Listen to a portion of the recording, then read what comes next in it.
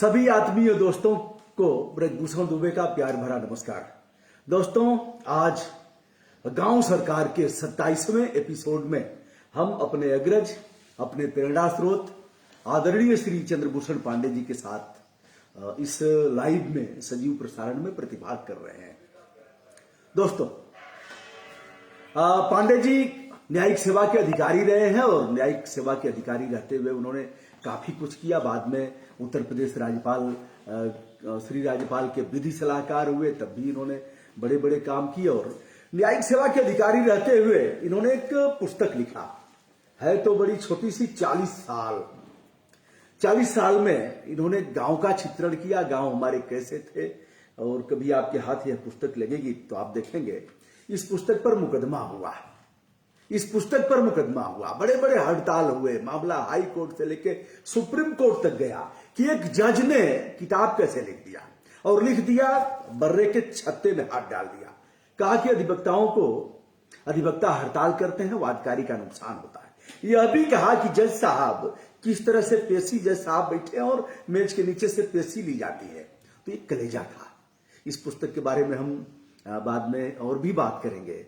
तो हम हैं इस समय गांव सरकार के 27वें एपिसोड में। विनम्रता के साथ आपका सादर नमस्कार। हर रविवार को श्री चंद्रभूषण पांडे जी गांव सरकार का जो एपिसोड है चलता है, और 27वां एपिसोड इस बार है।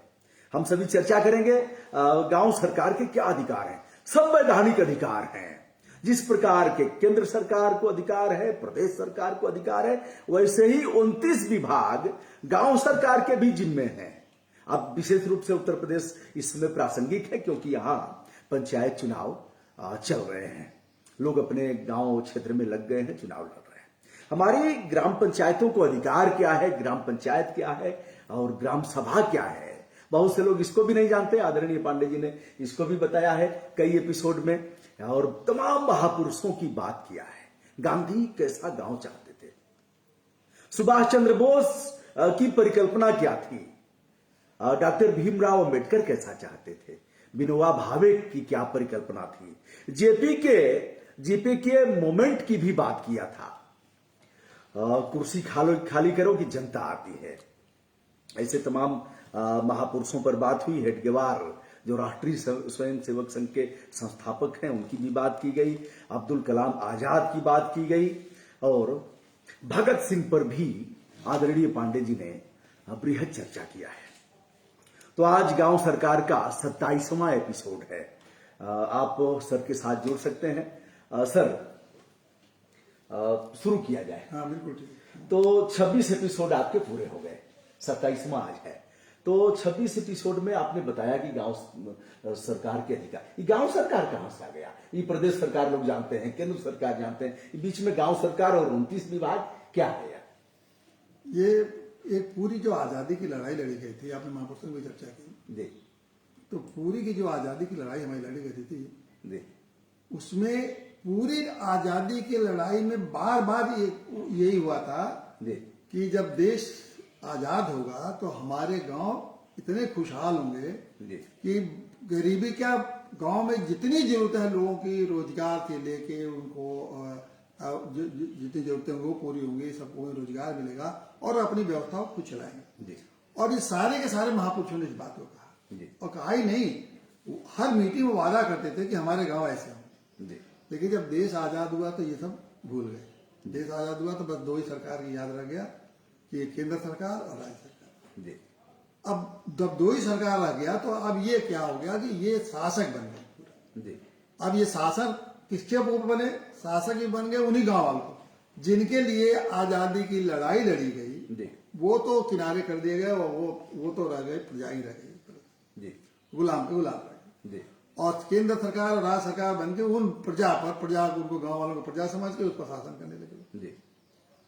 अब ये जो स्थिति बनी, तो अब आप समझ लीजिए कि पूरा जो अवधारणा ही थी जो आजादी की, खत्म। देश आजाद, गांव गुलाम, जहाँ के अब 1 अरब लोग रहते हैं, वो अवधारणा ही खत्म। इतना बड़ा धोखा इस लोगों ने देश की आजादी के बाद, हमारे नेताओं ने जो लोकसभा या में गए या विधानसभा में गए, इतना बड़ा धोखा उन्होंने किया। जी लेकिन चलिए, धोखा तो कर दिया था।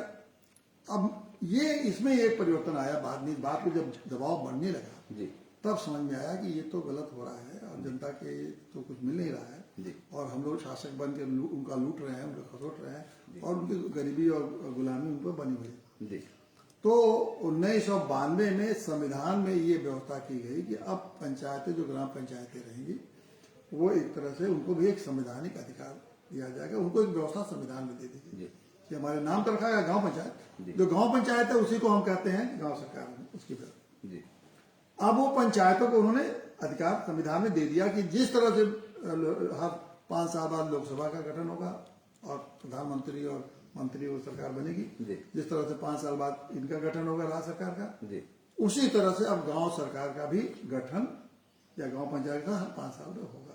और देखिए इस समय चल रहे हैं, देखिए कि इस समय प्रक्रिया चल रही है गांव सरकार की गठन की या गांव पंचायत की, जो कहते हैं, हम कहते हैं गांव। लेकिन यहाँ बहुत धोखा, दूसरा धोखा, एक तो आजादी के पहले धोखा, गांव को छोड़ दिया लोग, जी इस बार गांव को ले तो लिया लेकिन उनको गुलाम से गुलाम बना दिया। और मैं बता भी चुका हूं जी कि गांव 6 प्रकार के गुलाम है। जी गांव वाले कोई एक गुलामी है, 6 प्रकार से गुलामी झेल रहे हैं।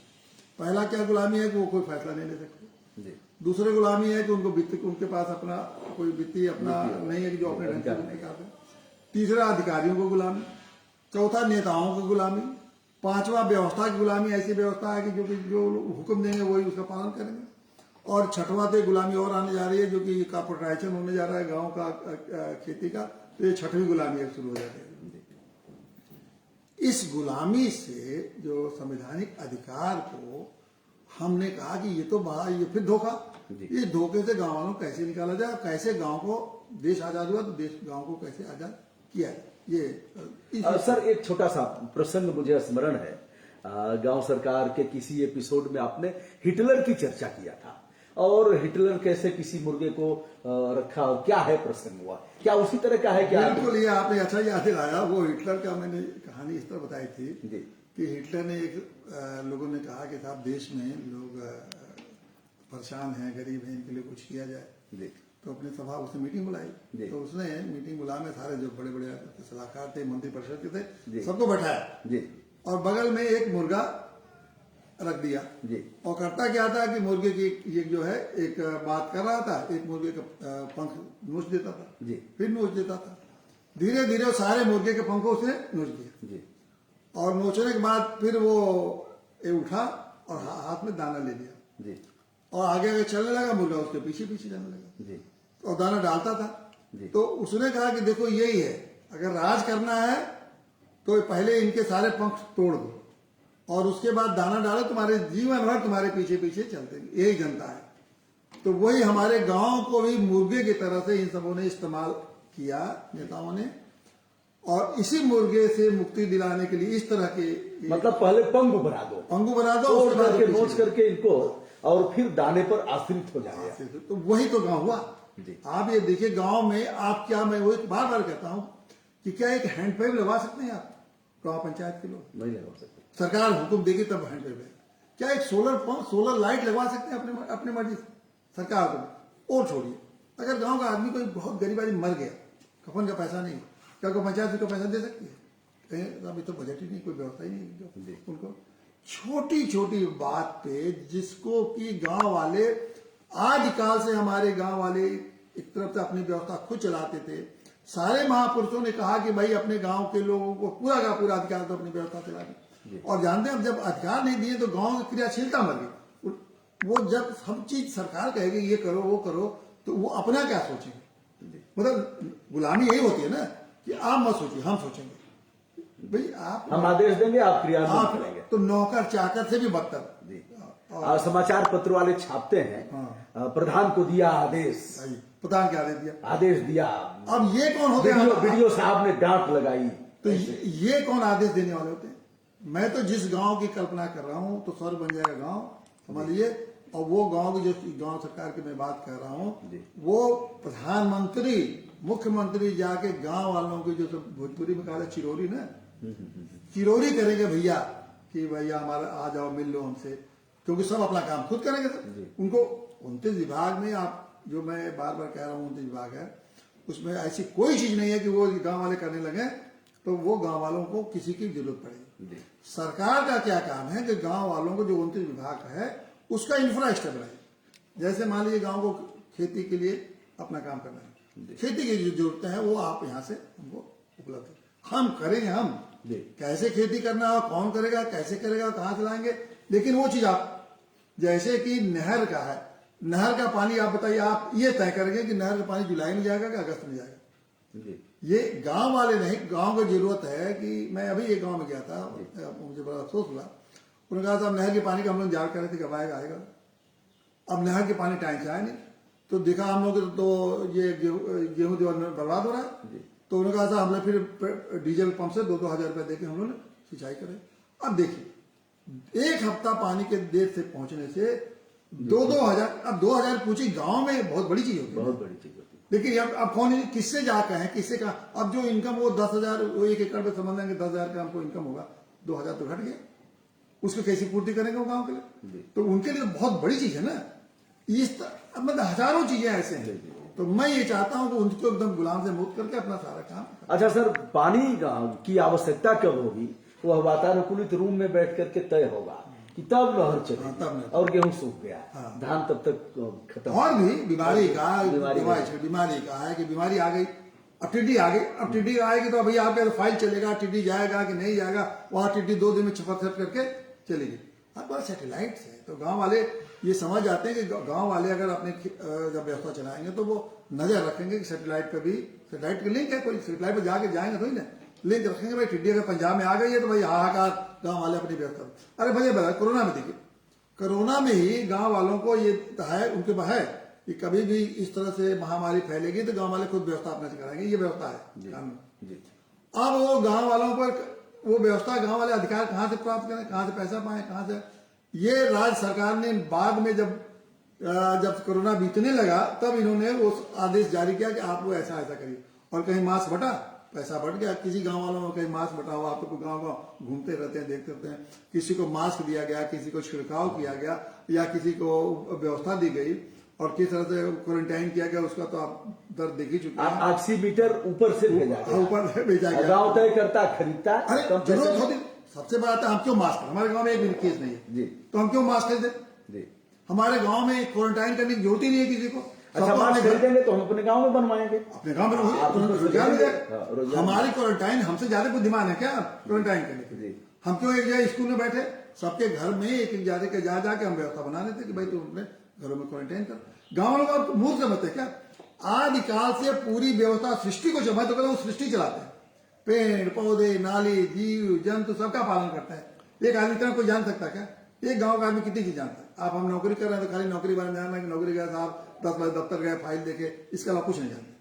वो पेड़ के बारे में जान रहे हैं, मिट्टी के पे जा रहे हैं, तो सूरज के बारे में जाना है, चंद्रमा के बारे में जाना है, जानवरों के बारे में जाना है, गिलहरी के बारे में जाना है, रुखी के बारे में जाना है, हर चीज के बारे में, पोखरे के बारे में जाना है। इतना उन ज्ञानियों को जो हर चीज के बारे में जानते हैं उनको हम मूर्ख समझते हैं कि मास्क नहीं बना पाएंगे। ये मास्क यहाँ से सप्लाई क्यों, कमीशनबाजी होगी। वो बताएंगे कि सफाई कर्मचारी कौन रखा जाएगा, ये नियुक्त करेंगे काम, वो सफाई के बारे में नहीं जानते। ये सारी चीजें समझ लीजिए कि मतलब इस तरह से गांव को गुलाम बना के रखा गया। इसी गुलामी से मुक्ति दिलाने के उद्देश्य से शुरू किया। और मैं आगे बता रहा हूँ, आप जो जैसे लोग रहेंगे, सारे नौजवान जिस तरह से लग गए हैं इस काम में, एक दिन गांव मुक्त होंगे ही गुलामी से सरकार पे, और राज्य सरकार और केंद्र सरकार से बेहतर गांव की सरकार चल के दिखाएंगे। और उसी दिन से समझिए गांव स्वर्ग बनेगा, बन के रहेगा। किसी भी नौजवान को गांव में जो चाहेगा रह के रोजगार करना, ये भी मैं गारंटी देता हूँ। जो नौजवान गांव के वातावरण में रह के काम करना चाहेगा उसको कभी काम की कमी नहीं होगी। उसे दिल्ली, बंबई, अहमदाबाद जाने की जरूरत ही नहीं। हाँ, ये है पढ़ लिखा बहुत ज्यादा हाई एजुकेशन और हाई टेक्नोलॉजी के लिए जाते हैं, जाइए डॉक्टर बनी। लेकिन बाकी अगर लड़के जो गांव में रह के काम के नौजवान करना चाहते हैं उनको। और दूसरी बात है, किसी भी आदमी में 2 चीज गांव के जानते, हर आदमी के पास हुनर होना चाहिए, और हर गांव के व्यक्ति का, जब बूढ़ा हो, जवान हो, नौजवान हो, बच्चा, सबके पास कोई ना कोई काम। हर व्यक्ति के पास काम, चाहे बूढ़े बच्चे के पास भी काम, जी। बच्चे भी काम करेंगे, बच्चे वो ये मत समझिए कि बच्चे 14 साल का काम नहीं, वो दूसरे ढंग का काम करें, वो खेल आने वाला काम वाले बच्चे खेल रहे जी। हैं, ये काम नहीं है क्या, एक लड़का सबको भाई टीम बना लिया और सबको बच्चा खिला रहा जी है, हाँ। उसको भी हर बच्चे को काम मिल जी जाए। हाँ। जो जवान है वो मेहनत वाला काम करें, जो बुजुर्ग हैं वो लड़कों को पढ़ाएंगे, शाम को बताएंगे, उनको सिखाएंगे, नैतिकता सिखाएंगे, अच्छी अच्छी बातें सिखाएंगे, और शाम को बैठ के बचा के जा जाके सिखाएंगे। औरतें हमारी कढ़ाई बुनाई अटर पटर, मतलब हर आदमी को सक्रिय कर देना है, और सबके अंदर हुनर है, और यही गांव की सरकार की सबसे बड़ी उपलब्धि होगी। फिर देश को तरक्की करने में बहुत दिन नहीं लगेगा, देश को दुनिया में नंबर 1 देश बनाने में बहुत समय नहीं लगेगा, तो हमारा देश था ही नंबर। ये जो कहते हैं कि भारत को विश्व गुरु, पता नहीं कौन सा विश्व गुरु बनाते हैं, विश्व गुरु का मतलब क्या, प्रवचन देंगे खाली, गुरु का मतलब तो प्रवचन करता ना, ये पता नहीं कहाँ उदाहरण है विश्व गुरु बनाएंगे, मतलब ये बैठ के प्रवचन देंगे जैसे कि विश्व गुरु बन जाए। अरे विश्व गुरु नहीं बनना है, हमें हर व्यक्ति को उसके अंदर ये आत्मगौरव पैदा करना है कि विश्व का सबसे श्रेष्ठ व्यक्ति अपने को समझे, ये हमारा उदाहरण है। आत्मगौरव पैदा हो और डिग्निटी के साथ, आत्मसम्मान के साथ वह जिए। इस तरह से स्वावलंबी ग्राम जो गांव की सरकार है उसकी अवधारणा तमाम महापुरुषों ने भी इसे कहा है, और आदरणीय पांडे जी ने समय समय पर तमाम महापुरुषों की बात को बताया है कि जेपी ऐसा चाहते थे, गांधी ऐसा चाहते थे, भगत सिंह ऐसा चाहते थे, सुभाष बाबू ऐसा चाहते थे, सीमांत गांधी और विनोबा भावे की यह परिकल्पना थी। सर, वो 29 विभाग की बात आपने किया, तो 29 विभाग तो एक प्रदेश सरकार है, केंद्र सरकार है और गांव सरकार है। अगर तीनों की तुलना किया जाए तो सबसे बड़ा आप किसको मानते हैं? सबसे बड़ा तो गांव को मानते हैं जी। देखिए, गांव को करना है जी। बाकी लोगों को देना है, जी। समझे आप ना? जी। जैसे कौन सबसे बड़ा है, सैनिक होता है कि सरकार है? सैनिक जो युद्ध पे लड़ेगा जी। वो बड़ा है ना। जी हाँ, जी। अगर सैनिक नहीं रहेगा जो बॉर्डर पर, तो क्या यहाँ से हुक्म दे देंगे जब चीन को हम हरा देंगे, पाकिस्तान को हरा देंगे, सिपाही सबसे बड़ा। सिपाही सबसे। उसी तरह हमारा गांव या किसान, हम अब तो गांव में खाली किसान मत जी। कहिए, अब तो गांव में हर तरह के लोग हैं, हर तरह शिक्षक के। भी हैं, जी। ये व्यापक परिभाषा है अब गांव का। अब ग्रामीण में सारा चीज समाहित हो गई है। जी हाँ, जी। अब ये खाली कहो गांव का मतलब किसान करके आप किनारे नहीं हट सकते। अब गांव को अवधारणा में सब आएगा जी। जो कि आप कल्पना कर सकते हैं। हर तरह के लोग गांव में रहते हैं, और गांव में अब हर तरह के पढ़े लिखे लोगों की कमी नहीं है। अब सबसे बड़ी बात है कि 70 साल में एक चीज तो हुआ कि अब गांव में आपको MA BA इंजीनियरिंग डॉक्टर ये वो सब तरह के लड़के मिल जाएंगे, बस उनको आप ढंग से उनको काम दीजिए, और बस उनको काम दीजिए, वो अपने विकसित कर लें। आप बहुत ज्यादा उनको ये सिखाइए मत, उनके पास नहीं चलता। आजकल मैं देख रहा हूँ कि जो हम लोग किससे सीख रहे हैं, हम लोग आजकल इलेक्ट्रॉनिक काम किससे सीख रहे हैं, बच्चों से सीख रहे हैं। आज सारे बच्चे नौजवान आजकल अगली पीढ़ी को, पहले ये था कि जो अगली पीढ़ी होती थी पिछली पीढ़ी को सिखा रहे। ये समय ऐसा समय आया कि हमारी नई पीढ़ी बड़ी अगली पीढ़ी को पिछली पीढ़ी को सिखा रहे, तब हम लोग को थोड़ा बहुत इसकी जानकारी हो रही थी। ये कितना बड़ा क्रिएटिविटी है। आप उनको करने देंगे तो कहाँ से क्रिएटिव होंगे? तो गांव में आपको समझ लीजिए कि अब आप गांव में बहुत ही समझदार, बहुत ही योग्य लोग हो रहे हैं, उसका हम उपयोग नहीं कर पा रहे हैं, क्योंकि हमको तो गुलामी की प्रवृत्ति को गुलाम रखना है, और वहां हम हुक्म चलाएंगे, इनको मानना है, उसके आगे ज्यादा इनको सोचना है। और इसलिए मैं उसमें कमीशनबाजी भी होती है, जितना पैसा गांव में जैसे सर MBA वाला है तो वह कंप्यूटर पर बैठ करके देखेगा मार्केटिंग कैसे होगी, यहाँ की मछली कहाँ जाएगी और कहाँ से हम मछली के बच्चे ले आएंगे, कहाँ सस्ती मिल रही है, कहाँ उसको रोजगार मिल गया, मछली कहाँ बिकेगी, मंडी, और कौन बेचेगा, कौन खरीदेगा। तो ऐसे जैसे गाय भैंस है उनका है, बकरी का है, तो ये सब तो मतलब कम से कम 100-200 रोजगार तो गांव में ही। 100-200 नहीं जी, 29 विभाग में, अगर मेरा जो अवधारणा है कि 29 विभाग में हर विभाग में तो एक 6 लोगों की एक कमेटी बनेगी, जो कि एडमिनिस्ट्रेटिव कमेटी होगी। जैसे केंद्र सरकार, राज्य सरकार है ना, जैसे मान लीजिए इनके पास 6 विभाग है जी, उत्तर प्रदेश सरकार का, तो 6 विभाग बनाए हैं, पशुपालन विभाग, मत्स्य विभाग, होम विभाग, शिक्षा विभाग, तो वही तो 29 विभाग उनके भी हैं। हर में प्रमुख सचिव और सब होते हैं, अधिकारी होते हैं, जिले स्तर तक होते हैं। हम गांव स्तर बनाएंगे 6 आदमी के, मान लिया हमने विभाग, मेरा 6 विभाग। अब मान लीजिए हमने पशुपालन विभाग बना दिया, 6 विभाग।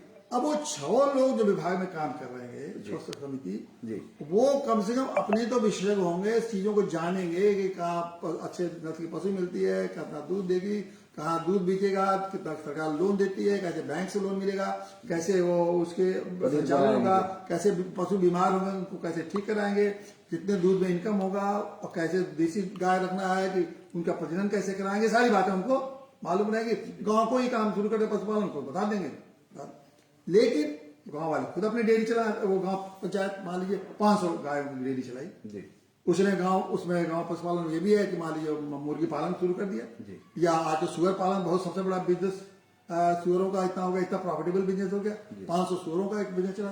अब गांव में भाई तीनों अगर चला दे तो तीनों में कम से कम कम से 20-20, 25-25 नौजवान, इन तीनों में खाली एक हम बता रहे जो खुद चलाए, उसमें उनको रख लिया और रोजगार दिया, 6 लोगों को ये रोजगार मिला, एक विभाग में मैं 75 रोजगार दे रहा हूँ, तो आप बताइए 29 विभाग में कितने रोजगार मिलेंगे। तो इसीलिए मैं कह रहा हूँ कि अगर चलाइए तो कोई लड़का जो गांव में रह के काम करना चाहता है उसको रोजगार के, जिसके पास जो हुनर है उसके अनुसार काम, हुनर भी सिखाएंगे, हुनर भी सिखाएंगे, हुनर भी तैयार करेंगे। जैसे 6 को सिखाए, 6 कमेटी में आए, इनको मैंने भेज के ट्रेनिंग, मान लीजिए गाँव सरकार बनेगी, इनको बढ़िया से बढ़िया ट्रेनिंग जाके ट्रेनिंग के लिए आओ, पशुपालन की जितनी जानकारी हो। इसके अलावा अब आप तो इंटरनेट है, एडिशनल ट्रेनिंग के लिए जब मन कर जहाँ देखना इंटरनेट पे खोलो, थोड़ा उनकी बैकग्राउंड रहेगा, तुरंत खोलेंगे, उस चीज को समझ लेंगे। 1 मिनट में आज पशु को बीमारी हुई, 2 मिनट में उसकी दवाई आ गई, और नहीं तो बताइए आपने 1 लाख का भैंस खरीदा, थोड़ी बीमारी आ गई, मर गई, फिर अगली बार तो आपको फांसी ही लगानी है, क्योंकि 1 लाख गाँव वाले दे नहीं पाएंगे, उनको फांसी होना। तो ये सारी चीजें बहुत संभावना है, बस उनको एक बार अधिकार दीजिए, उनको ट्रेन कर दीजिए, हुनर दीजिए, और पैसे की सरकार व्यवस्था है, जैसे केंद्र सरकार को पैसा मिलता है उसी तरह राज्य सरकार मिलता है, और उसी तरह गांव सरकार को भी संविधान में व्यवस्था है पैसे मिलने के लिए, पैसे के लिए कहीं जाने की होती है, और फिर जो अपने उद्यम से पैसा कमाएंगे वो पैसा ही पैसा हो जाएगा गाँव का। तो पैसे ये तो दिमाग से निकाल दीजिए गाँव में पैसा कहाँ है, बहुत लोगों ने गाँव पैसा, अरे गाँव में तो गाँव के में बालू से तो अरबपति बन जाता है, वो गांव का बालू रहेगा क्यों देगा। अच्छा सर, गांव के पैसे से ही तो इनकी सरकार चल रही है, गांव के हमारे ही पैसे से, हमारे आपके पेड़ से, आपके फसल से, आपके बालू से, आपके खनन से, सब तो आप ही का है। हम तेल लेते हैं तो इनको सब तो आप ही का है, इनका क्या है बताइए। इनका नमक खरीदेंगे, इनका तेल खरीदेंगे, सारा, हाँ सारा आप देते हैं, और उसको ही बैठ के इंतजाम करके और आप दोबारा देते हैं। आप बताइए, जैसे उदाहरण राशन है, राशन आपसे खरीद के राशन लाके, आप राशन पहले आप से खरीदेंगे, वो राशन जाएगा पीसीएफ के गोदाम पर, वहां से बोरे भर के फिर आएगा, वो आगे बढ़ेगा। अरे भैया उसी जगह गाँव में एक छोटा सा गोदाम बन जाता है, सही। सारे वही खरीदारी हो जाती, क्यों उनको कहीं जाने को होता। गांव पंचायत सारा राशन साल भर के लिए कितना लोगों को बांटना है, वही खरीद के वही गोदाम में रख देती, एक लड़के को नौकरी देती, भैया गोदाम का रक्षा करो, और वहीं से हर महीने कोटे की दुकान का वही पैकेज, कोटे की दुकान जो होती है वो जहाँ बोर्ड बनाया है गोदाम, वहीं से पैकेट बन जाता, हर आदमी के दरवाजे घर एक पैकेट बनवा के पहुंच जाता, 5-7 लड़के काम करते, और घर पे आपको राशन मिल जाता, वहीं का राशन वहीं खाओ। उसी तरह आपको सब्जी का भी आप पैदा करिए, वहीं सब्जी। सर अभी हमने पटना के एक गोल घर को देखा, उस समय बना था वो गोल घर अनाज रखने के लिए, बहुत बड़ा कोई अकाल पड़ा था, तो उसकी परिकल्पना हमने अपने गांव के उससे देखा, जो कुम्हार बनाते थे, कुंडा, छोड़ और इस तरह, तो उसमें तो कोई रोग नहीं लगता था, अनाज बरसों गुड़ कई साल तक रह जाते थे, 10-10 साल तक खराब नहीं होते थे। यही देखिए, यही मैं कह रहा हूँ ना कि जो उनकी कल्पनाशीलता थी, उनके जो तरीके थे, उसको तो आपने रिजेक्ट कर दिया। एक यूनिफॉर्म तरीका खोजा गया अमेरिका में कि इस दवाई से कीड़े मर जाएंगे। अब अमेरिका की खोजी दवाई और लाके आपने पूरे गांव तक पहुंचा, ये तो था अमेरिका कंपनी को चलाना, और विज्ञापन किया और इससे फायदा किया। आप इसलिए उसको एक्सेप्ट कर लीजिए, आपको श्रम ना करना पड़ेगा, कहीं भी बोरे में रख के आपने सोचा कि उसमें दवाई डाल देंगे सुरक्षित हो जाएगा, आपको श्रम से वंचित किया। आप जो चीज फ्री में करते थे अपनी मेहनत से करके पैदा करते थे, वहां पूंजी लगवाया आपसे, और उसके बाद भी गारंटी नहीं है कि कीड़े न लगे, ये भी देखिए। अच्छा, बीमारी तो मुफ्त और में उसके बाद बीमारी अलग आई, उसको खाएंगे तो बीमारी आएगी। तो ये सारी चीजें को इसी तरह से आप जीवन में उनके देखिए नरक, और गांव का मैं तो कर रहा हूँ उनको आप धीरे धीरे नरक बना रहे, हम स्वर्ग बनाने की तरफ ले जा रहे हैं, और ये सब इतना नरक बना चुके हैं, और नरक दिन प्रतिदिन बनाते ही जा रहे हैं, समझा। दोस्तों, चावल और गेहूं में आज भी हमारे घर में उनकी पत्तियां तोड़ करके उसमें डाल दिया गया, कोई कीड़े नहीं पड़ेंगे। तो जिन लोगों का अगर व्हाट्सएप कॉलिंग आ रहा है वो लोग कृपया थोड़ी देर के लिए मान जाए। तो हम बात कर रहे हैं इस समय आदरणीय श्री चंद्रभूषण पांडे जी के साथ। यह है सर कि एक बात मैं बता रहा हूँ जी कि ये गांव सरकार को हम किस तरह से लोगों को बता रहे हैं, जी क्योंकि हमने ये इसको उस ढंग से बता रहे हैं जी क्योंकि गांव सरकार के बारे में ये पंचायत जहाँ देख रहे हैं वो लोग समझ रहे हैं जैसे चल रहा है वैसे चलना है, यह अवधारणा बन गई। जी संविधान में व्यवस्था भले हो गई है लेकिन उनको समझा नहीं, तो इसलिए मैंने सोचा है जी कि पहले लोगों को बताएं कि है क्या। जी तो इस दृष्टि से मैंने देखिए अभी जो शुरुआत के कुछ एपिसोड किए, जैसे 10-11 एपिसोड, जी पूरी मैंने गांव पंचायती व्यवस्था क्या है इसके बारे में बताया कि ये जो गांव पंचायत है वास्तव में गांव सरकार है। जी आप लोगों को पर्याप्त अधिकार है अपनी व्यवस्था चलाने का, और ये जान लीजिए कि पहले क्या व्यवस्था है। सर थोड़ा सा एक बार फिर डिफाइन, अच्छा, गांव जैसे- सभा और ग्राम हाँ, पंचायत। अब मैंने बताया कि पहले आप जानिए कि क्या है गांव। जी देखिए गांव सभा का मतलब यह है कि जितने गांव के लोग रहने वाले हैं जी गांव में, मान लिया गांव में 2000 लोग रहते हैं जी और 2000 आदमी वोटर है, जी मान लीजिए जो वोटर नहीं उसको छोड़ हाँ जी। दीजिए, लेकिन जो वोटर है जी वो सब वोटर मिलके गांव सभा बनाते हैं। जी और मजेदार बात है ये गांव सभा आपकी विधानसभा जैसे होती है वो असेंबली है समझिए, जी लेकिन 2000 की असेंबली है। यहाँ पे असेंबली 40-45 लोगों की होती है, जी जी ये 2000 की या 3000 की असेंबली है, ये असेंबली है। जी उसके बाद ये लोग जो गांव सभा हो गई तो एक मंत्रिमंडल चुनते हैं। जी तो जैसे यहाँ मंत्रिमंडल है, चुनाव होके आया, वहाँ एमएलए चुन के आए, अब एक मुख्यमंत्री बनता है और मंत्री बनते हैं। जी गांव में क्या होता है कि गांव वाले क्या करते हैं, गांव सभा हो गई मतलब ये लोग जी। विधानसभा, जी और ये लोग हर वार्ड से एक एक आदमी को मंत्री चुनते हैं। मंत्री हैं वो, जी हाँ जी हाँ जो सदस्य जिनको कहते हैं कि पंचायत वार्ड के सदस्य, जी वो मंत्री हैं। ये और 9 मंत्री, 15 मंत्री, 11 मंत्री, हाँ, जैसा वार्ड वाइज हो। और एक सीधे वो मुख्यमंत्री चुनते हैं जी। और प्रधान चुनते हैं। जी दुनिया की पहली डेमोक्रेसी है जिसमें कि मंत्री भी चुने जाते हैं। जी यहाँ गांव में मंत्री भी चुनाव से चुने जाते हैं। ये देख लीजिए कितनी खूबसूरती है। जी हाँ जी हाँ लेकिन उसको किस तरह सत्यानाश कर दिया, वार्ड के सदस्य पूछे तुम्हारा क्या दिया, कुछ जानता ही नहीं है, वो जानता ही नहीं है। प्रधान जी धीरे चोरी से जाके 10 करा के पैसा इधर उधर टाई पेंच कर लेते हैं, खत्म हो जाते हैं। अगर असली रूप में हुआ है तो ये, अब कोई भी मामला अगर है तो पहले गांव सभा में जाएगा। गांव सभा एक प्लान बना देगी कि आपको साल भर में ये करना है, इतना बजट हमारे पास है, इतना इतना काम करना है, और इसके हिसाब से गांव पंचायत मंत्रिमंडल काम करेगा। और इतने 19 मंत्री हैं, इनको एक एक विभाग दे दिया जाएगा, और उसके बाद 29 विभाग को बांटा जाएगा कि कैसे 29 विभाग जो है उस पर कौन कौन कमेटी बना के, और एक पूरा स्ट्रक्चर आपने खड़ा कर दिया। लेकिन अब यह संवैधानिक, ये संविधान है, हम कुछ संविधान, इसमें हम गांव सरकार में कुछ भी अपने तरफ से नहीं कर रहे। जो व्यवस्था पहले से है जिसको लागू करना चाहिए, जिसको लागू नहीं करता वही व्यवस्था, कुछ नहीं। अब ये एक संवैधानिक व्यवस्था बन गई, लेकिन संविधान को भी चलाने के लिए भी आपको ज्ञान होना चाहिए। किसी भी व्यवस्था को चलाने के लिए आपको ज्ञान होना। हम आपको राइफल दे दें, आप पता लगा कि गोली बने का तरीका है ना, ठीक है। तो वही चीज हम इनको बता रहे हैं कि जानो कि गांव पंचायत की या गांव सरकार को कैसे हमको संचालित करनी। तो मैंने इसलिए पहले विभागों के बारे में बताया। उसके बाद हमने कहा कि भैया देखो कोई चीज जो अपने आप लागू नहीं हो जाती, दे देने से नहीं, सीखना पड़ता है, जान करना पड़ता है, और नहीं सीखने से ज्यादा संघर्ष करना पड़ता है। तो मैंने महापुरुषों के बारे में बताया कि देखिए हमारे महापुरुष गांधी से लेकर नेहरू तक लोगों ने, पटेल और मौलाना कलाम आम्बेडकर, कैसे कैसे संघर्ष करके देश को आजाद कराया। ये सोच के कि हमारा जब देश आजाद हो जाएगा तो देश में एकदम खुशहाली रहेगी, और जो व्यवस्था ऐसी चलेगी ईमानदारी से, सच्चाई से, एक दूसरे की मदद करेंगे लोग, ये चीजें उस महापुरुषों के बारे में बताया। अब उसके बाद अगर मान ली गांव सरकार हमारी बन गई तो फायदा क्या गांव को, ये भी सवाल बहुत पूछते हैं लोग। भैया ठीक तो है आप कह रहे हैं गांव सरकार, हमको क्या पता। अब मैं बता रहा हूं कि गांव सरकार बन जाएगी तो सबको रोजगार मिलेगा, सबको एक पैसा, किसी नेता की चक्कर नहीं वाली होगा, किसी अधिकारी की चमचागिरी नहीं करनी पड़ेगी, बल्कि नेता, मुख्यमंत्री, प्रधानमंत्री, अधिकारी जिसको कर जो अगर आके हमारी चमचागिरी करेगा, और हम लोग ठाठ से अच्छे पर्यावरण में खुशहाल जिंदगी जिएंगे, परिवार साथ रहेंगे, हंसते बातें, जैसे कि नाच गाना जैसे हमारे गांव रहते थे, नाच गाना खुशी खुशहाली के साथ जिंदगी बिताएंगे, और दुनिया को हम दिखाएंगे कि देखो ये भारत का हमारा स्वाभिमानी मॉडल है, एक स्वाभिमानी मॉडल है, जहाँ की इतने खुश रहते हैं लोग, इतने खुद अपनी व्यवस्था खुद चलाते हैं, किसी के ऊपर निर्भर नहीं रहते। तो ये हमारा। अब ये धीरे धीरे मैं बता रहा हूँ, अब बताने में धीरे धीरे लोगों को समझ में आएगा, कितना समझ में आ रहा है। लेकिन मैं जानता हूँ जिस दिन समझ में आ जाएगा उस दिन गांव सरकार बनेगी।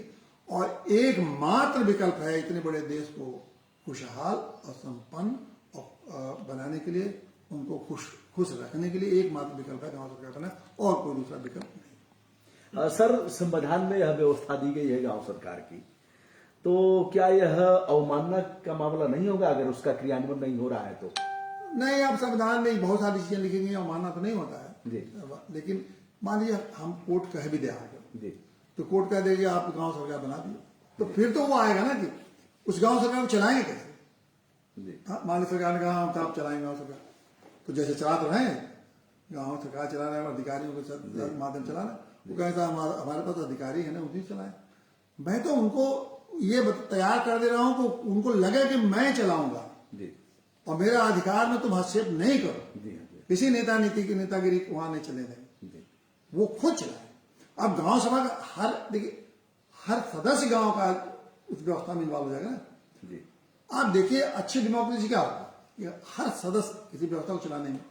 गांव सभा एक ऐसी इकाई है कि वो, और गांव पंचायत कि गांव का एक एक व्यक्ति इस व्यवस्था में इन्वॉल्व है, क्योंकि जब बजट बनता है तो वो बैठा रहे 2000 आदमी गाँव कहेंगे हमारे नहीं इस बार नाली बननी चाहिए, खंजा नाली बहुत हो चुका, इस बार भाई ये चक्र रोड बना, इस बार बच्चों के लिए कब हम मान लीजिए बच्चों के लिए आपने देखा बच्चों के बड़े, जैसे आपने जूता एक बार बंटवाया, आप बताइए मुसहरों को जूता बंटवाया, 500 जूता आपने अपने रिसोर्स से इकट्ठा किया, जाके मुसहरों में लाया और हम सब लोग आपने बंटवाया, हम सब लोग से मुसहरों के बच्चे मतलब गाँव वाले पंचायत करेंगे, मैं जितने हमारे गरीब हैं बच्चे हैं उनको हम इस बार जितने गरीब बच्चे हैं उनका हम एक दिन बाल कटवाएंगे, बढ़िया हेयर कटिंग कराएंगे, शहर से बुलवा के हेयर कटिंग करवाएंगे।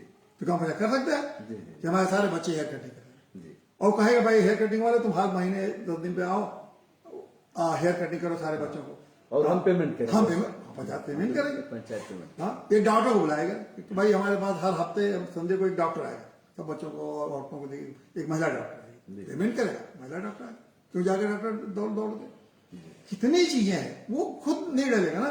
अब जरा आपको मन में आया कि सब बच्चों को हेयर कटिंग करवा, तो कहां से करवाएंगे आप हेयर कटिंग? सरकार की तो योजना है नहीं। हाँ? तो वो सारे काम कर सकता है ना कि गांव जो चाहे गांव के लिए क्यों पैसा है उसके पास, आप अपने परिवार की जैसे व्यवस्था चलाते हैं ना। अब गांव के लोग सब गांव सभा बैठ गए लोग, भाई इस बार जो हम चलो ये पानी बड़ा गंदा आ रहा, हम लोग बोतल के पानी पिएंगे, लगेगा बोतल का पानी, पंचायत लगवा रही है बोतल का प्लांट लग रही गाँव, और बोतल का प्लांट गांव में लग गया, 10 लड़के इसमें इम्प्लॉय हुए और सबको भाई कोई और पानी और नहीं पीता, चलो बीमार पड़ रहे अब बोतल का पानी लेगा, गाँव कर सकती है आगे विकास। अब आप ये थोड़ी होगा गाँव वाले गंदी गढ़े का पानी पिए और आप शहर वाले बोतल का पानी पिए ना। गाँव वालों को मालिक सबको जो है हमको टीवी देना है, गाँव वाले कहेंगे भाई हमको आजकल आ गया स्मार्ट टीवी, तुम लोग सब लगाओ, हम लोग सब्सिडी पे किसी कंपनी से करिए भैया, पूरा हमारे 50 टीवी चाहिए हमारे गाँव में, लगाओ तुम, और हम 50 टीवी आ गए, तुमने कहा भाई हमें एग्रीमेंट तुमसे कर लेते हैं, ऐसे इंस्टॉलमेंट हमसे इंस्टॉलमेंट टीवी। अब आप सोचेंगे गांव वाले पुरानी चीजें ही खाली इस्तेमाल करें, तो उनको 50 साल पुराना रखेंगे, और जब 50 साल पुराना तो नई चीज पाने के लिए वो आपके ललियाए रहेंगे, मतलब आप हाथ जोड़े रहेंगे। अच्छा, कंपनी आएंगी गांव सभा, अरे दौड़ के साहब हमारा दौड़ के गांव वालों में आप 50 टीवी की ऑर्डर दे रहे हैं तो 20 कंपनी आएगी, और सबसे बढ़िया कंपनी कौन है और सबसे कम दाम पर, और तुम इतना रिबेट दो। और अभी क्या हो रहा है, अगर 50 टीवी का गवर्नमेंट ऑर्डर कर दी तो अगर 5000 में टीवी मिलता हो तो गवर्नमेंट के टीवी 50,000 में दिया जाए, और हमारे यहाँ अगर 5,000 की टीवी गांव पंचायत रहेगी तो 2,000 मिलेगी। समझा? सोलर पंप, सोलर लाइट हमको गांव वालों को लगाना होगा तो सोलर लाइट हम 200 में लगवाएंगे, और ये सोलर लाइट लगवाएंगे 10,000 में। तो ये सारी चीजें हैं कि अच्छा पारदर्शिता रहेगी, क्योंकि सब सारा चीज सामने है, कंप्यूटर में सब रहेगा। आज गांव में कितना पैसा खर्च हुआ कंप्यूटर में फीड हो गया, देख लो भैया कितना पैसा आज खर्च। गांव सभा में सामने रखना पड़ेगा, जब गांव सभा की मीटिंग बैठेगी सब चीज बैठेगी, सब ऑनलाइन रहेगा, कोई जैसे सब वहां सीसीटीवी कैमरा गांव में लगा रहेगा, सारी चीजें वहीं रहेंगी, अनाउंसमेंट सिस्टम रहेगा, एक ही जगह से अनाउंस कर देंगे, माइक सिस्टम रहेगा, नहीं माइक सिस्टम रहेगा, सबके यहाँ फोन लगा देगा, ऑनलाइन ग्रुप बन जाएगा, क्या नहीं करना। जैसे आपके पास जितनी बुद्धि है, नौजवानों के पास जो बुद्धि है उसका 100% इस्तेमाल करेंगे, और नहीं जाके हम भेज देंगे, जाओ हम अमेरिका भेज देंगे, जाओ सीख के आओ हमारे गाँव के लिए। भाई हमारे गाँव से अमेरिका कहेंगे नहीं लो, बिल्कुल हाँ भैया हमारे तो अमेरिका रह रहे हो, भाई हमारे गाँव के 2 लड़कों को बुला लो, कुछ वहां से सिखवा के भेज दो, हमारा वो खुश हो जाए भाई मेरे गाँव में रहे। अभी तो उसको अपने जो विदेशों में लोग चाहते हैं कि अपने गांव के लिए करें, लेकिन कोई सिस्टम ही नहीं, क्या करें वो। अच्छा, मॉडल हम प्रस्तुत करेंगे तो विदेश के लोग भी आएंगे, विदेश के लोग आएंगे और यही मॉडल दुनिया में ले जाएंगे। फिर हमारे नौजवान यहाँ से एक्सपर्ट बन के जाएंगे दुनिया को खुशहाल करने के लिए, दुनिया को व्यवस्था देने के लिए, दुनिया के लोगों को सिखाएंगे कि देखो ऐसे खुश रहा जा सकता है, ऐसे कैसे पर्यावरण रखा जाता है, ऐसे परिवार चलाया जा सकता है, ऐसे सिस्टम बनाया जा सकता है। हम दुनिया को लाइट देंगे। ये विश्व गुरु का जो इनका ये गुरु बाजू वाला नहीं है, विश्व गुरु को ना आप अपने नॉलेज सिस्टम ये आप दे सकते हैं, वो विश्व गुरु। सर, पुराने समय में कितना अच्छा था, जैसे गांव में कुएं कहाँ खोदे जाएंगे, पोखरे, और जैसे हवाएं छन करके आती थी, चारों तरफ चर्चा कर रहे थे आपकी, वृक्ष लगे रहते थे। अब देखिए, एक छोटा सा बात बताऊं जी। हमारे गांव, हम अपना अब आपके गांव में सब, मेरे गांव में पहले चारों तरफ गांव के सब बगीचे, चारों तरफ पूरा गांव, मतलब जैसे एक लाइन से गोल लाइन में बगीचे, बगीचों के बाद फिर एक पोखरे, सब 7-8 पोखरे हर तरफ, ये भी नहीं एक साइड, पूरा भी, पश्चिम भी, उत्तर भी, दक्षिण। देखिए क्या सोच थी, भीटा पोखरा, फिर भीटा, सारे जब पोखरे। उसके बाद गांव के आबादी रहते थे। अब बताइए, इससे बढ़िया ऑर्गेनाइज विलेज या ऑर्गेनाइज कॉलोनी, ये कॉलोनी आज भी नहीं बना पा रहा। इधर देते हैं आप, देख रहे हैं शहर में कॉलोनी इस तरह के नहीं बना पा रहा, खाली एसी के भरोसे गर्मी मिटा रहा है। इतनी ऑर्गेनाइज कॉलोनी गाँव, कभी न गर्मी का एहसास होता था और न जाड़े का एहसास। और उसके बाद जाड़े के लिए अपना पुआल, ये वो हर चीज को सिस्टम को, मतलब उनको ये लगता था कि सारा इंतजाम हम अपना कर लें ताकि हमको कहीं हाथ ना बसाए। ये अलग बात है कि अंग्रेजों ने आके गुलामी, वो जमींदारी सिस्टम आने के बाद इसको गांव को तहस नहस कर दिया, और उसी तहस नहस को आगे करने के लिए ये लोग अपना, ये लोग शहरी बना, ये गाँव को नहीं बचाया। ये जो सरकारें अब आई हैं, जो हमारे आजादी के बाद, ये गांव को मौलिक रूप में वापस नहीं करना चाहते, ये गांव को शहर बना। कितना मोटे शहरों को जाके देखो, नरक बने हुए हैं। शहर में 5% 10% आबादी के लोग ठाट बाट से रह रहे हैं, बाकी जो नरक, अरे नारकी से नारकी जीवन है। अब आप उस गांव को भी नरक बनाना चाहते हैं। अरे गांव को मौलिक रूप में लाइए, उसको रिज्यूनेट करिए, मतलब उसको पुनर्जीवित करिए, और गांव को पुनर्जीवित करिए, और देखिए कैसे गांव वाले पुनर्जीवित होकर स्वस्थ भी रहेंगे, बुद्धिमान भी रहेंगे। अरे हमारे यहाँ देखिए, जितने महापुरुष पैदा हुए हैं, या जितने संत महात्मा पैदा हुए, शहर में ही कहीं पैदा हुआ है। जितने बड़े बड़े लेखक हुए, लेके बड़े बड़े पूंजीपति साइंटिफिक कोई शहर में पैदा हुआ, ये सब गांव में रह के काम करते थे। गांव में रह के उन्होंने वहां से ज्ञान की धारा पूरी दुनिया विश्व को दिया। आप उनके बारे में जाइए, कभी हम उनको बताएंगे एपिसोड में कि तुम लोग समझते हो गांव में ये महापुरुष हमारे, जो हम जिनके ऊपर पूरी भारत की सभ्यता और संस्कृति की है, ये सब इस गांव में रहते थे। ये कभी बताएंगे कि ये गांव में रहते थे, और तुम लोग शहर में समझते हो ज्ञान हुआ है। ये कितना उदाहरण गलत है। आप बताइए, जिस पर्यावरण में बैठ के गांव में आप बैठ के, ये जो हम लोग यहाँ कर रहे हैं, क्या गांव में नहीं कर सकते क्या?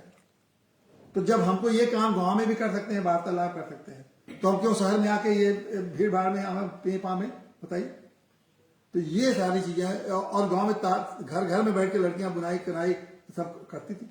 गांधी जी इसीलिए कहा था, चरखा उन्होंने जो सिखाया था, इसलिए नहीं सिखाया था कि उन्होंने एक बहुत बड़ा कंसेप्ट दिया था कि तुम अपने घर में बैठ के आय का स्रोत पैदा कर सकते हो। घर में बैठ के अपने परिवार के साथ बैठ के आय का स्रोत, जीवन पालन कर सकते। गांव का यही सबसे बड़ा कंसेप्ट है कि घर में रह के अपने साथ, अपने लोगों के साथ रह के, अपने वातावरण में रह के हम आय का स्रोत पैदा कर सकते हैं, खुशहाल रह सकते हैं, और लोगों को खुशहाल बना सकते हैं। ये अवधारणा, ये गांव का पुनर्जीवन ये है। गाय पालेंगे, बकरी पालेंगे, जो भी मन पिएंगे, पोषण होगा, उससे कहीं कमी नहीं, उसके गोबर से खेत उपजाऊ होगा। आपको कहीं कोई कमी नहीं, कोई कभी गांव हो ही नहीं सकती। भाई धरती ही माँ है, और धरती सबसे ज्यादा गांव में, और धरती पे कौन चीज है जो पैदा नहीं होती? अब उस धरती में आपकी विद्या है, आपकी बुद्धि है, उस धरती माँ से कितना आप ले लें। और माँ को छोड़ के आप निकल रहे हैं बाहर कि जाके हम वहां से हमको रोजा होगा। इतने साल तक इतने लोगों को धरती माँ पालती चली आ रही है, तो हमारे गांव वालों को कैसे छोड़ देगी? हाँ, धरती माँ तुमको पालती है, और धरती की माँ को तुम रक्षा करो। धरती माँ का रक्षा यही है कि पेड़ पौधे, जल, पानी, उसका ये सब हमको, हमारा नुकसान मत करो। तुम चिंता मत करो, हम तुमको इतना दे देंगे कि तुमको कमी नहीं पड़ेगी। हमारे अधिकार में अतिक्रमण मत करो, हमारा पानी जितना है निकालो, हम उतना दे देंगे, उतना कभी तुमको कमी नहीं करेंगे। तुम हमारा ख्याल उतना ही निकालो जितनी आवश्यकता है। दोहन मत करो। अब आप लेके भी कह दिए कि आप जैसे देखिए आप पानी की व्यवस्था के लिए जो नेचुरल वाटर का आपने आप कर रहे हैं, नेचुरल वाटर को आपने तो बहने दिया, कहा सब लोग पंप लगा दो, सब लोग पंप लगा दो। अब सब लोग पंप लगाने लगे, बड़ा अच्छा लगा कि पंप लगा लेंगे तो अब सब पंप लेवल नीचे जाओगे। अच्छा, बरसात का पानी डालेंगे नहीं भीतर, आप जब डालेंगे पोखरे तालाब सब पाट दिए गाँव गए। सूखने लगे तो अब धरती माँ से कहोगे कि अब क्या धरती तो क्या उसका विकल्प, अब यहाँ कुछ खेती नहीं हो रही है, भागो ऊसर हो जा रहा है, भागो। तो वहां तुमको लगता है कि वहां बैठे हैं लोग, तो तुमको माला पहना के स्वागत करने के लिए शहर में गाओ आओ आओ, वहां धरती माँ को छोड़ के आया मैं बैठा हूँ। तो सर ऐसे ही होता रहा तो मराठवाड़ा, विदर्भ और जिस तरह से बुंदेलखंड के कुछ एरिया है तो पूरे देश में ऐसा हो जाएगा। देश को ये नष्ट हो रहा है ना, वही तो मैं कह रहा हूँ कि कौन सा देश इसे बना रहे हैं, गांव के बियॉन्ड कौन सा, गांव के छोड़ के कौन सा देश बन सकता है कि क्या लग रहा है सर, लोग जगेंगे? आप लगातार जगा रहे हैं और आप न्यायाधीश थे तब से। ये सर ये 40 साल न्यायाधीश रहते हुए आपने लिखा था और अपने गांव के सुद्धू हरिजन को आपने समर्पित किया था, इसकी अवधारणा क्या थी? देखिए 40 साल देश के आजाद हुआ था, मैंने कहा कहाँ देश पहुंचा, और अच्छा, 40 साल 87 में आपने 87 में लिखा था जी। हाँ देखिए कितना साल हो जी। गया। और इस पर लोगों ने उन्होंने समर्पित सुद्धू को ये कहा कि गांधी जी ने यही कहा था ना जी कि देश का आखिरी आदमी जिस दिन खुशहाल होगा तो मैं समझूंगा कि आजादी हमारी सच्चे मायने में मिली। जी आखिरी आजादी 40 साल सुद्धू का बर्डन मैंने किया कि ये है सुद्धू, जी। कुछ भी नहीं दिया 40। तो क्या इस आजादी का मतलब 47 में जैसे थे वैसे ही 87 उससे वैसे ही बिल्कुल ये विवरण मैंने 2-3 पेज में लिखा है जो चीज हुई। और वो सुद्धू जो कि दिन रात काम करते हैं, खपते हैं, ये भी नहीं कि बैठे हैं काई नहीं, दिन रात काम करते हैं वो सुद्धू। आपने सही लिख दिया। आंदोलन क्या हुआ सर इस पर? आंदोलन इसी हुआ कि आपने कहा न्यायपाल ये सब व्यवस्थाएं जितनी है सुद्धू को देने नहीं है, भ्रष्ट हो चुके हैं, न्यायपालिका भ्रष्टाचार है, प्रधान से लेकर प्रधानमंत्री भ्रष्ट है, नेता भ्रष्ट, तभी तो उनको सुद्धू को नहीं मिला। अगर सब ईमानदार रहते तो सुद्धू को लाभ मिलता जी। अब मैं 75 साल किताब, अब 40 साल के बाद अब मेरा किताब आ रही 75 जी। तो अब 75 साल में मैंने सुद्धू को बता दिया, अब इन दिखा दिया कि ये 75 साल में, उसमें तो मैंने उनकी ओर ध्यान दिलाया कि सुद्धू बजाय वो गरीब थे। इस 75 साल में दिया कि कितने लोगों ने अमृत पी लिया। इस 75 साल में खूब अमृत निकला, समझा ना, मंथन हुआ, खूब मंथन हुआ, जहर निकला और अमृत निकला। जी। तो इस 75 साल में दिखा रहा हूं कि ये भैया अमृत पीने वालों का तो मालूम देख ली, देवता लोग तो अमृत पी लिए और देश को छोड़ रहे हैं जहर पीने के। अब वो जहर पीने के इस किताब में आएगी कि भैया ये जहरवा कौन पिएगा। अभी जहर अगर नहीं आती तो हमको आपको सबको नष्ट कर देगा। अब 75 साल की इस किताब से आप समझ लीजिए कि जहर पीने के लिए तैयार रहिए, या वो अमृत तो मिलेगा नहीं आपको, क्योंकि अमृत तो नेता लोग और बड़े बड़े लोग और पूंजीपति लोग, देखिए एक अडानी का कोरोना काल में दुगना बढ़ गया, अंबानी का खदान बन गया और जगह लोग पैसे वाले माल होते गए। तो ये देवता लोग हैं, ये भारत के देवता, अमृत पर इनकार इनकार। अब हम आपके लोगों का जहर पे है। अब उस किताब में हमने यही लिखा है भैया जहर पीने के लिए तैयार हो, मरो, या जहर को किसी गणेश वो शंकर भगवान को तैयार करो। और शंकर भगवान आजकल कौन है? शंकर भगवान जनता को खुद ही बनना पड़ेगा कि भैया, या कौन बनेगा शंकर भगवान? ये इसके अगर शंकर भगवान नहीं आते हैं तो ये समझ लीजिए कि ये जो है सबको जहर पी के मर जाना पड़ा। देवताओं के तो हम अमर हो चुके हैं, उनका आप क्या बिगाड़ेंगे? जो अरबपति खरबपति हो गए उनको यहाँ से आप हटाएंगे तो जाके विदेशों में ऐश करेंगे, जब कर ही रहे तो देवता तो अब अपना फिट कर लिए। हाँ, और हमारे नेताओं भी देवताओं के साथ बैठ रहे हैं, वो भी लोग अब देखेगा देवतुल्य हो गए। नहीं मजेदार बात आप बता, अमृत महोत्सव शुरू हो रहा है ना, प्रधानमंत्री जी ने अमृत महोत्सव शुरू कर दिया। प्रधानमंत्री जी ने अमृत महोत्सव शुरू कर दिया, अब मनाया जा रहा है, इसी मार्च से शुरू हुआ, अब ये साल भर मनाया जाएगा। ये जब 75 साल आजादी के होने जा रहा है तो ये अमृत महोत्सव मनाया जा रहा है। तो इस अमृत बांटेंगे, वो सबको अमृत वालों को, देवताओं को अमृत बांटेंगे और हम लोग बैठ के जहर से भागते रहेंगे। या जहरी हमारे पीछे पीछे यही अब होने वाला है 75 साल में। इस किताब में ये बातें मैंने कब आएगी सर? अब हम बस अप्रैल में हम 25 को विमोचन कराएंगे ताकि सबको बता दें कि भैया ये जहर है, समझ लो। अगर समझ में आ जाएगा तो जागृति आ जाएगी, और नहीं तो फिर मरने के लिए तैयार है। तो दोस्तों अगला एपिसोड फिर अगले रविवार को 11 बजे से शुरू होगा। लगभग 40 मिनट तक चलता है, मुझे नहीं लगा समय कितना हुआ, कितनी देर तक हम लोग बात किए। तो इस तरह से मैं चाहूंगा, आदरणीय पांडे जी का जो फेसबुक पेज है, हर रविवार को आते हैं और बहुत चीजें मैंने तो यहां से सीखा है, सीख करके उसका क्रियान्वयन किया, सीखा और क्रियान्वयन किया। तो ऐसे दोस्तों आप सभी को अच्छा लगेगा, एक छोटी सी किताब और इसमें इतनी चीजें हैं। न्यायाधीश रहते हुए न्यायपालिका पर इस तरह का प्रहार किया कि तिलमिला गए सुप्रीम कोर्ट तक के लोग। हड़ताल बहुत हुआ सब, बहुत हुआ देश में। हमारे भाई मुकदमा चला करने में हुआ, क्या क्या हुआ मुझे क्या क्या, एक मुकदमा तो नहीं चला, 20-25 मुकदमा चला। आपसे कहा अब गया एक बहुत लंबी कहानी, उसको तो वो अलग से हमारे दर्शकों के लिए उसको पता है तो 2-3 घंटा लगेगा। न्यायाधीश ने कहा माफी मांग लो। नहीं, माफियों पे कोई सवाल ही नहीं था कि हमने कहा कि भाई सर ने कहा माफी तो नहीं मांगूंगा, खराब बात थोड़ी जो सजा का नाम करिए आप। बहुत ताना हुआ, ये तो एक लंबी कहानी है, तो कभी इस पर हम अलग से चर्चा करते रहेंगे।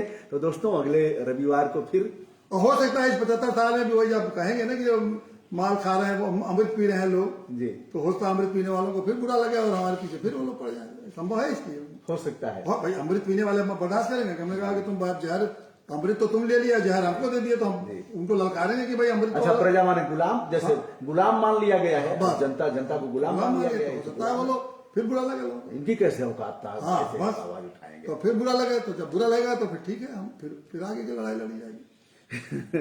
वाक और अभिव्यक्ति की स्वतंत्रता के अधिकार पर कुठाराघात होगा तो फिर लड़ाई लड़ी जाएगी। बहुत बहुत धन्यवाद दोस्तों, विनम्रता के साथ सादर नमस्कार। गांव सरकार के इस 27वें एपिसोड का उपसंहार हुआ, इसको आपने विशेष बना दिया। आज का एक विशेष था। आशा करता हूं आप सभी को अच्छा लगा होगा। हम मनुष्य हैं, त्रुटियां हमसे स्वाभाविक हैं। आपके सुझाव भी विनम्रता के साथ सादर आमंत्रित किए जाते हैं। धन्यवाद। धन्यवाद साथी।